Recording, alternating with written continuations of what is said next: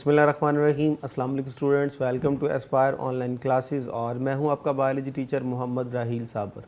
तो स्टूडेंट, आज हमारा लेक्चर नंबर 44 है और आज जो है वो हम अपने फर्स्ट चैप्टर जो हमने लेक्चर 43 के अंदर एंड किया था उसमें से जो इम्पॉर्टेंट MCQs हैं वो डिस्कस करते हैं और जो इस चैप्टर में इम्पॉर्टेंट शॉर्ट क्वेश्चन बनते हैं वो भी मैं आपके साथ क्या करता हूँ, शेयर करता हूँ। और इससे पहले जब हम रेगुलर सेशन में पढ़ रहे थे तो मैंने आपको साथ साथ हर लेक्चर में बता दिया था कि ये जो है वो आपके लिए इम्पॉर्टेंट लॉन्ग है।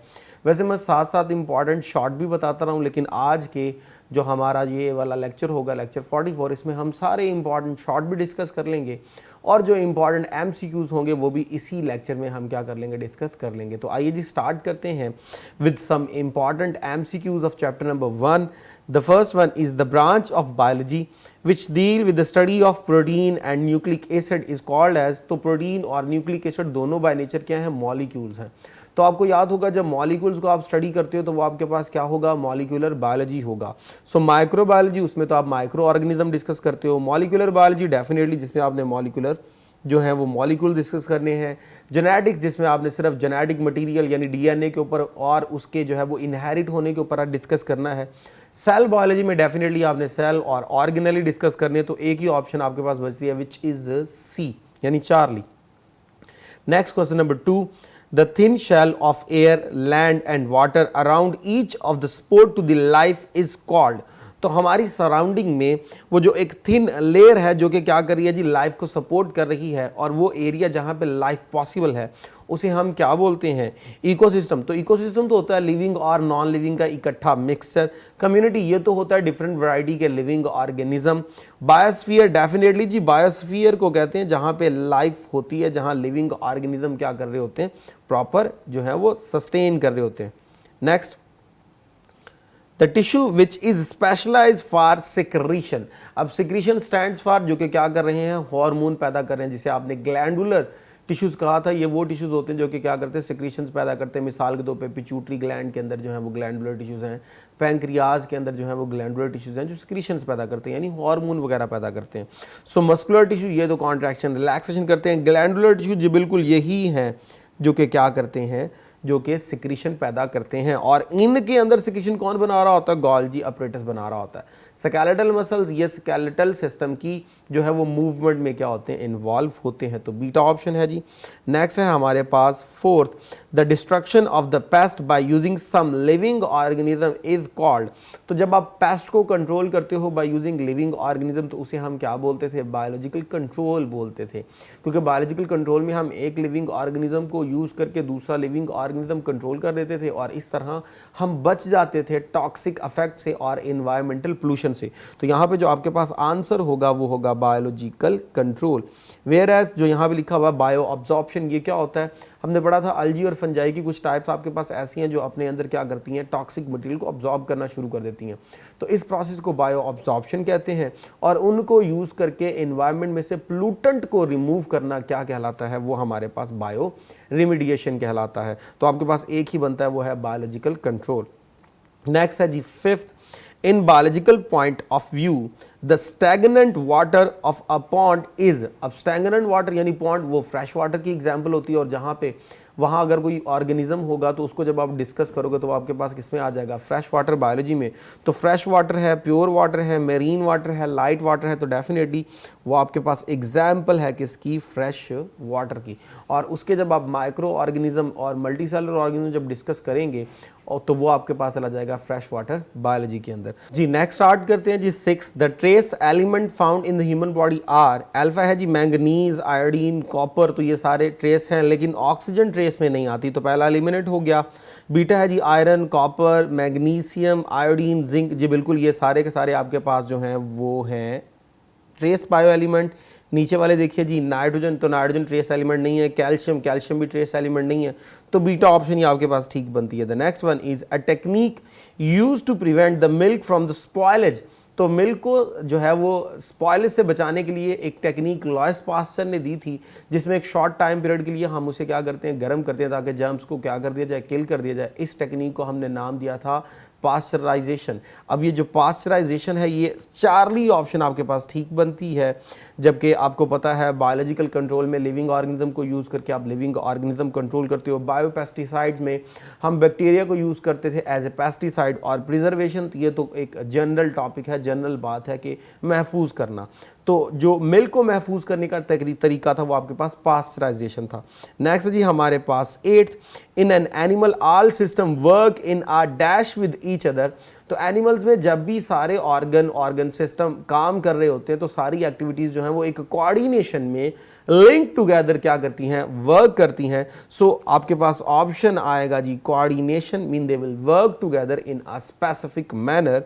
So the next one is the term vaccine was coined by the first time। तो फर्स्ट टाइम जो वैक्सीन की टर्म थी वो किसने इंट्रोड्यूस करवाई थी? तो आपको याद होगा एडवर्ड जेनर नामी साइंटिस्ट था जिसने फर्स्ट टाइम इसको क्या करवाया था, इंट्रोड्यूस करवाया था। तो आपके पास ऑप्शन बनती है जी alpha. The next one is 10th, the isolation of the normal gene and inserting it into the host through the bone marrow cell is called। तो जब आपकी बॉडी में कोई डिफेक्टिव जीन हो, जेनेटिक डिसऑर्डर है, मिसाल के तौर पे इंसुलिन वाला जीन खराब हो गया तो अब प्रॉपर इंसुलिन नहीं बन रही, तो हमने कहा था कि मेडिसिन से इसकी ट्रीटमेंट नहीं हो सकती, बल्कि आसान तरीका क्या है कि आप उसका जो अब नॉर्मल जीन है वो निकाल दीजिए और वहाँ पे आप क्या डाल दीजिए, एक नॉर्मल जीन डाल दीजिए। So replacement of defective gene with normal gene, तो जिसमें आपकी बॉडी में नॉर्मल जीन डाल दिया जाता है ताकि वो अब नॉर्मल जीन को कंप्लीट करे, उसे हम क्या बोलते हैं, उसे हम बोलते हैं जीन थेरेपी। और ड्रग ट्रीटमेंट के अंदर आपने ये पढ़ा था, तो आपके पास ये जेनेटिक इंजीनियरिंग है, जीन थेरेपी, तो डेफिनेटली ये जीन थेरेपी है जिसमें आप जीन को क्या कर रहे थे, रिप्लेस कर रहे थे। सो नेक्स्ट है जी 11, the amount of oxygen by weight in human body. तो ह्यूमन बॉडी में जो सबसे ज़्यादा वेट होता है वो ऑक्सीजन का होता है, विच इज़ 65%। नेक्स्ट है जी 12, a structure normally composed of several tissue type that form a functional unit. So याद रखिएगा जब हम बात करते हैं कि सेल्स आपस में ज्वाइन हो रहे तो हमने कहा टिश्यूज बनेंगे, टिश्यूज आपस में ज्वाइन होंगे तो क्या बनेगा, ऑर्गन, और ऑर्गन इकट्ठे होंगे तो क्या बनेगा, टिश्यू। यहाँ पे अगर आप गौर कीजिए तो कह रहा है a structure normally composed of several tissue. जब कई टिश्यूज है तो डेफिनेटली वो कौन होगा, ऑर्गन होगा। नेक्स्ट जी बात करते हैं 13 की, which one of the following is not an organic compound. तो कौन सी चीज़ जो है वो ऑर्गेनिक नहीं है? ग्लूकोज ऑर्गेनिक बाय नेचर है, स्टार्च ऑर्गेनिक बाय नेचर है, amino acid organic by nature है, तो आपके पास कार्बन डाई जो है ये बाय नेचर क्या होता है, इनऑर्गेनिक होता है। नेक्स्ट है जी 14, the branch of biology which deal with the study of the genes called as. तो जीन की स्टडी को, ये सारा कुछ हम जेनेटिक्स में पढ़ते हैं जिसमें हेरिडिटी कैरेक्टरिस्टिक्स का ट्रांसफर होना, जीन्स के फंक्शंस, डीएनए, आरएनए, इन सब को स्टडी किया जाता है, ये हमारे पास क्या होता है, जेनेटिक्स होता है। तो चार्ली ऑप्शन बनती है। नेक्स्ट है जी आपके पास, the living organism used to destroy the pest are known as. तो पेस्ट को यूज करने के लिए जब आप लिविंग ऑर्गेनिज्म को यूज करते तो वो बायोपेस्टिसाइड था, और अगर केमिकल की बात होती तो पेस्टिसाइड आ जाता, लेकिन उसने कहा जी लिविंग ऑर्गेनिज्म को यूज करना है। So the living organism use to destroy the pest are known as, तो वो आपके पास था बायोपेस्टिसाइड, जिसमें आप बैक्टीरिया को क्या करते थे, यूज करते थे। So the next one is 16, the plant having foreign DNA incorporate in their cells are known as। तो वो प्लांट जिनके सेल के अंदर डीएनए जो है वो क्या होता है जी, ऐड कर दिया जाता है, और वो डीएनए उनका नहीं है, फॉरेन डीएनए रिसीव कर रहे हैं, तो आपने पढ़ा था वो ट्रांसजेनिक प्लांट होते हैं। So transgenic organism, eugenic plant, transgenic plant, mutant plant, तो डेफिनेटली आपके पास क्या होंगे, ट्रांसजेनिक प्लांट होंगे जिन्होंने फॉरेन जीन को क्या किया हुआ, रिसीव किया हुआ है। Next, commercial production of the valuable animal of the noun pedigree can be done by. तो जो आपके डिजायर करेक्टर वाले एनिमल्स होते हैं, हम उनकी क्लोनिंग करके उनके जैसे मल्टीपल कॉपीज क्या करते हैं, जनरेट करते हैं। तो यहाँ आपके पास क्या आंसर आएगा जी, क्लोनिंग। क्लोनिंग करके हम क्या करते हैं जी, डिजायर करेक्टर वाले सेम जो है वो ऑर्गेनिज्म को बार बार जो है वो रिप्रोड्यूस करते हैं, which have same genetic makeup. The next one is 18, control of the plant pathogenic fungi and insect pest by some living organism. तो किसी एक लिविंग ऑर्गेनिज्म को यूज करके आप क्या कर रहे हैं जी, फंजी वगैरह को या किसी और इंसेक्ट वगैरह को या पेस्ट वगैरह को कंट्रोल कर रहे हैं, लेकिन आपने केमिकल यूज नहीं किए। उसने बोला control of plant pathogenic fungi and insect pest by some other living organism.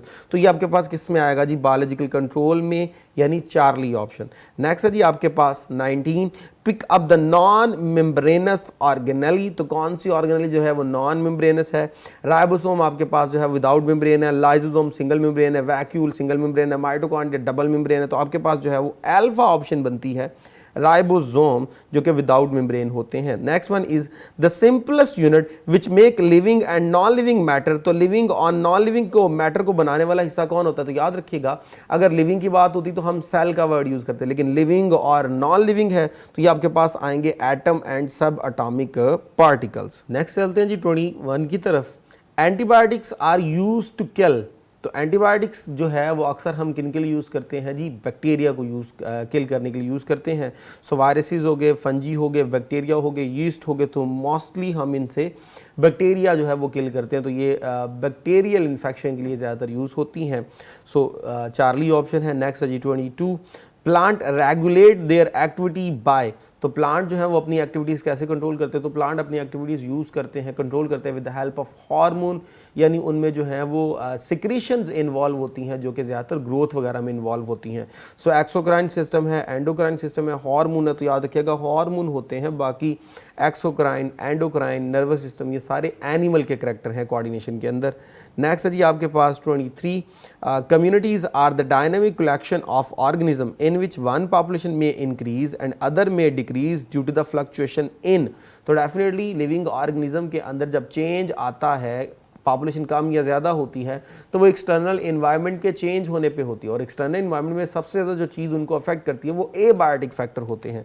तो याद रखिएगा अल्फा ऑप्शन आपके पास बनेगी कि एक्सटर्नल इन्वायरमेंट में एबायोटिक फैक्टर में टेम्परेचर वगैरह में, लाइट वगैरह में, फूड रिसोर्सेज वगैरह में जितनी चेंजिंग आएंगी उतना जो है वो कम्युनिटी को क्या करते हैं जी? वो अफेक्ट करते हैं। नेक्स्ट है जी आपका question 24, study of the organism living in the rivers and lakes is carried out in, तो आपको पता है जी रिवर्स और लेक्स जो होती हैं ये हमारे पास आती हैं इन फ्रेश वाटर, तो ये फ्रेश वाटर बायोलॉजी में आएगा। So the answer is beta, fresh water biology. The next one is question 25, ecology is the study of organism in relation to their, तो डेफिनेटली ऑर्गेनिज्म का आप relation देखते हो उसके इन्वायरमेंट के साथ, तो चार्ली ऑप्शन आपके पास यहाँ पे क्या बनेगी? ठीक बनेगी। नेक्स्ट है जी 26 है जी the organ system level is absent in, तो आपको याद होगा जो ऑर्गन सिस्टम है वो एनिमल्स में होते हैं, वो प्लांट्स में नहीं होते। प्लांट में सिर्फ लिमिटेड ऑर्गन है, ऑर्गन सिस्टम नहीं होते, तो प्लांट्स में ऑर्गन सिस्टम नहीं होता, तो चार्ली ऑप्शन।